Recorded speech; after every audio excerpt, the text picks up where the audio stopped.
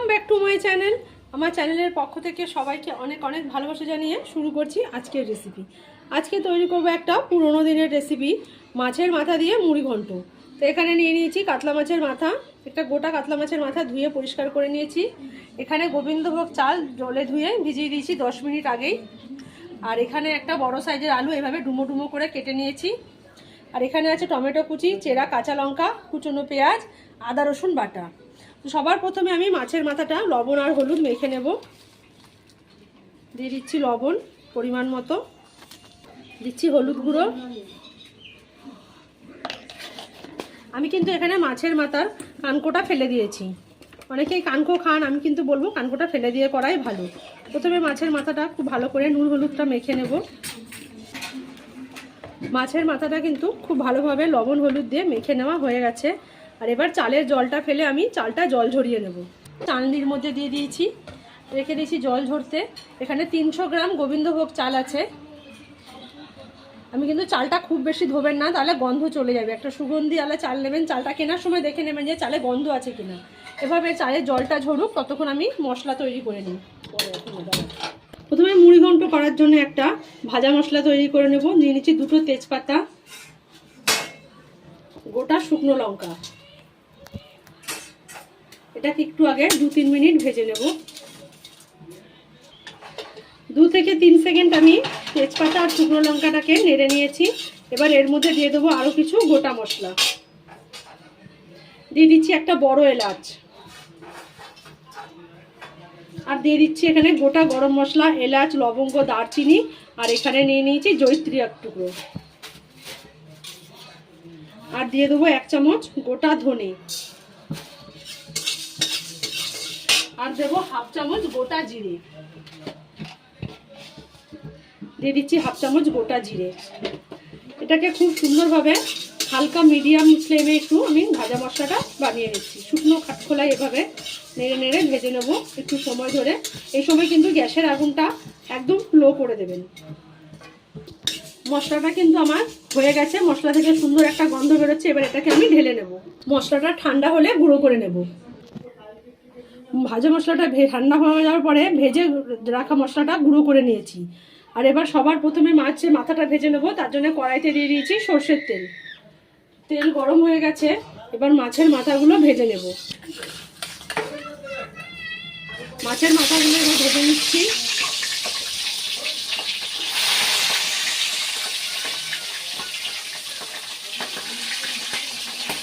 প্রথমে আমি 3 টুকরো দিয়েছি, বাকি 3 টুকরো পরে দেবো। 2-3 মিনিট পরে মাথাগুলো আমি উল্টে দিচ্ছি। মাথাগুলো কিন্তু এপিট ওপিট করে ভালোভাবে লাল করে ভেজে নিতে হবে। মাছের মাথাগুলো কিন্তু আমার লাল লাল করে ভেজে নেওয়া হয়ে গেছে। এবার আমি এগুলো তুলে নিচ্ছি। দেখুন ঠিক এইভাবে লাল লাল করে ভেজে নিতে হবে। বাকি 3 পিস মাথাও আমি এই একইভাবে ভেজে নেব। সমস্ত মাথাগুলো ভেজে নেওয়া হয়ে গেছে। এবার এই মাথা আলুগুলো আমি একটু লাল লাল করে ভেজে নেব। আলুটা 1 মিনিট নাড়াচাড়া করে নিয়েছি। এবার এর মধ্যে দিয়ে দেবো স্বাদ অনুযায়ী লবণ,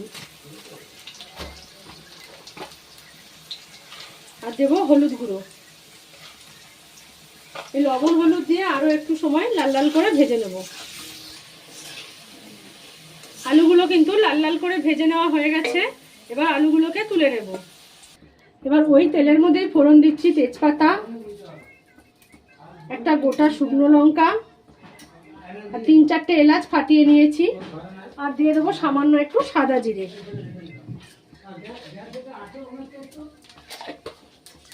ফোড়নটা আমি 2-3 সেকেন্ড একটু নাড়াচাড়া করে নেব।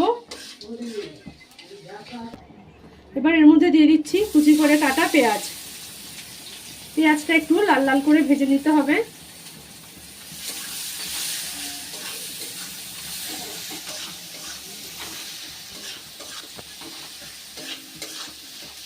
এবার পেঁয়াজটা একটু ততক্ষণই ভাজবো যতক্ষণ না পেঁয়াজটা হালকা রং ধরছে।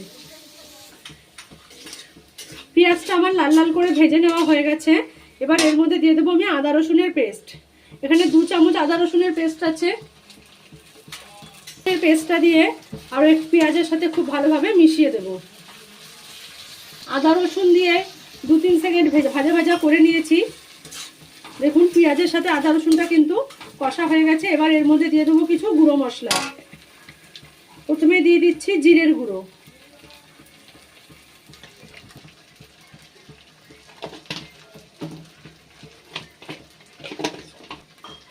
ধনের গুঁড়ো,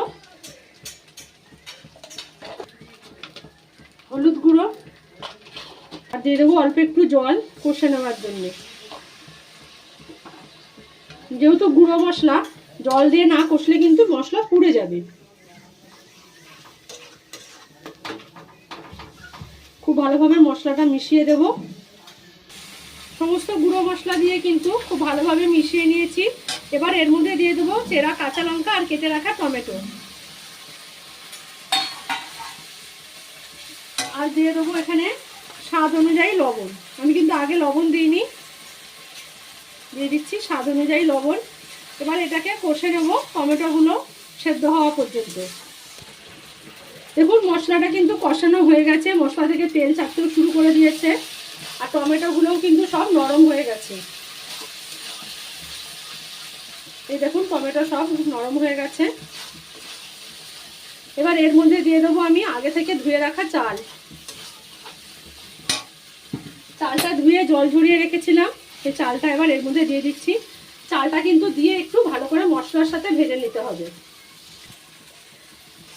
চালটা কিন্তু মশলার সাথে খুব ভালোভাবে ভেজে নিতে হবে।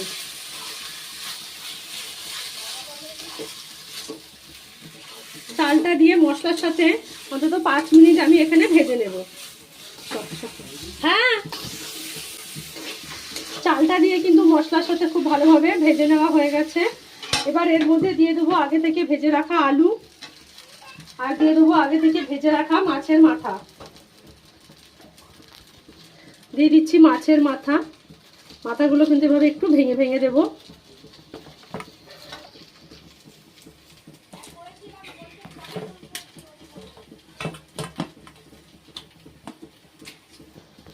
মাছের মাথাটা কিন্তু আমি এটা এভাবে ভেঙে নিয়েছি। এটাকে ভেঙে না দিলে কিন্তু মুড়ি ঘন্টর সেই স্বাদটা হবে না। এই সব দিয়ে এবারে খুব ভালো করে মিশিয়ে দেব।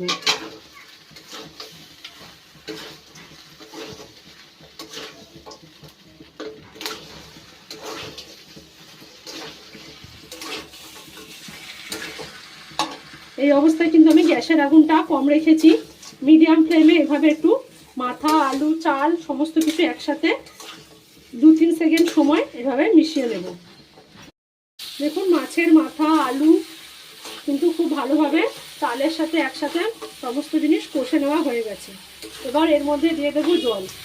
আমি এখানে 600 গ্রাম চাল নিয়েছি, সেই পরিমাণে জল দিতে হবে। 600 গ্রাম চালের জন্য কিন্তু এই 300 গ্রাম চালের জন্য 600 গ্রাম জল লাগবে।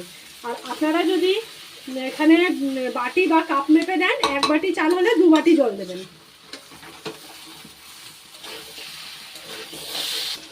আমি এবার দিয়ে দিচ্ছি এর মধ্যে একটু গরম জল। আমি 600 গ্রাম জল গরম করে নিয়েছি, সেই জলটাই দিয়ে দিলাম। এবার এটাকে খুব ভালোভাবে মিশিয়ে নেব।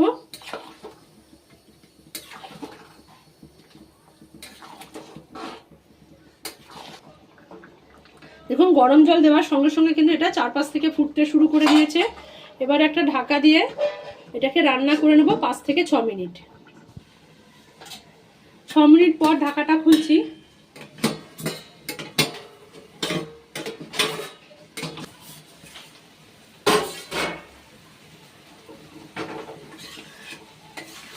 দেখুন জলটা কিন্তু সুন্দর টেনে নিয়েছে।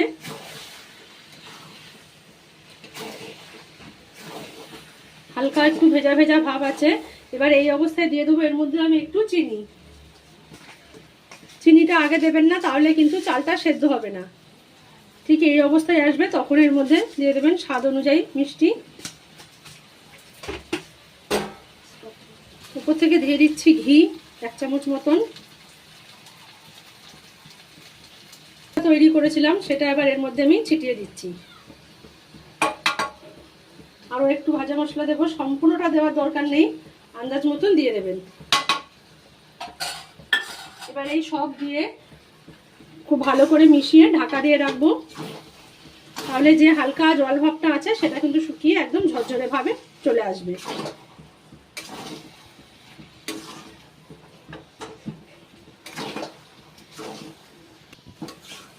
খুব ভালোভাবে কিন্তু ঘি আর সমস্ত মশলাটা মিশিয়ে দিয়েছি।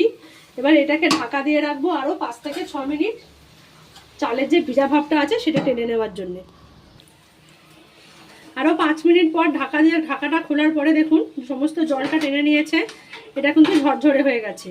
এবার এর মধ্যে দিয়ে দেবো আমি আর একটু যে গরম ভাজা মশলাটা ছিল সেটা। এবার আর 10 মিনিট পরে কিন্তু এটা পরিবেশন করব। তৈরি হয়ে গেছে আমার মাছের মাথা দিয়ে মুড়ি ঘন্ট।